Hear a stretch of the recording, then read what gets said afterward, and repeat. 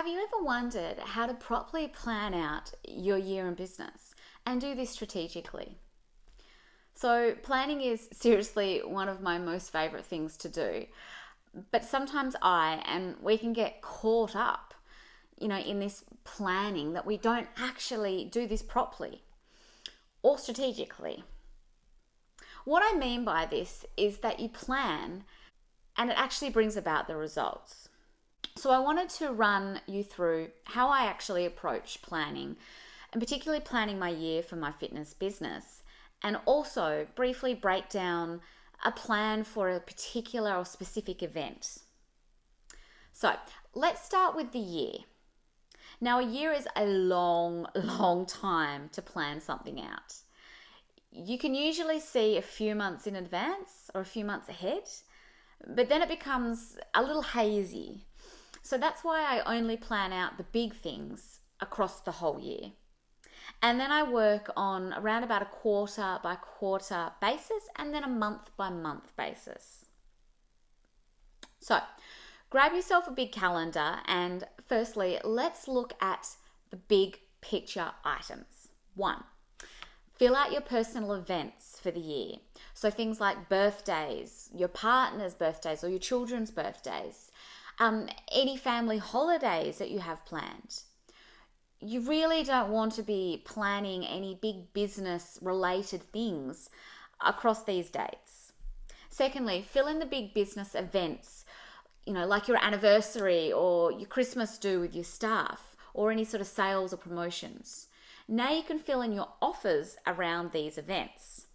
So it might be a special anniversary intro offer. It might be a challenge coming up into winter or coming out of winter. Now that we've got together sort of a high level yearly view, we can break it down particularly into quarterly views. So take the quarter, 3 months, and let's look at the type of offers you've got happening in that quarter or any events you have as well. Now we need to work back from these and we need to build out what you need to do in order to make these happen. Work out your goals for these events or these months. It might be you want to add on an extra 10 members, or you might want to add on revenue. So how are you actually going to make this happen? So I particularly like to break my quarter down into these sort of key things. Major goals, so revenue, number of clients, marketing and promotions, so including, the work that you're required to do to make these happen, systems and processes, and staffing as well. Now, it may be overkill, but I like to then break it down further into a month ahead. And then I break it down a little further into the weeks ahead. I know what I need to do each month then, and I can make that, even more specific by going week by week. So what that means is that I'm not getting to the end of the quarter and, I'm scrambling around to try and create the marketing or, the content that I should have done a month ago. It also means that I actually have control over my business and over my time. I can forward think and I can plan. I can, batch content, for example, and I can ensure that I'm always on top of things instead of things getting on top of me. Now, if we look at a specific event, such as, for example, an opening, a launch of a new class offering, or like an open day for your anniversary, for example, I have a specific plan for this too. I start at least 2 months out reviewing this, and I work out what my goals are for that event. Are they a revenue goal? Are they new clients coming in my door? Or are they more a retention goal? If you have a clear goal in mind, you can keep yourself on track effectively.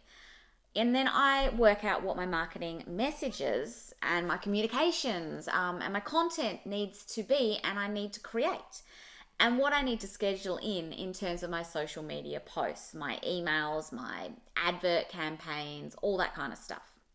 I work back from the event and I know what I need to do when to make this happen. So start with the big picture things, the goals.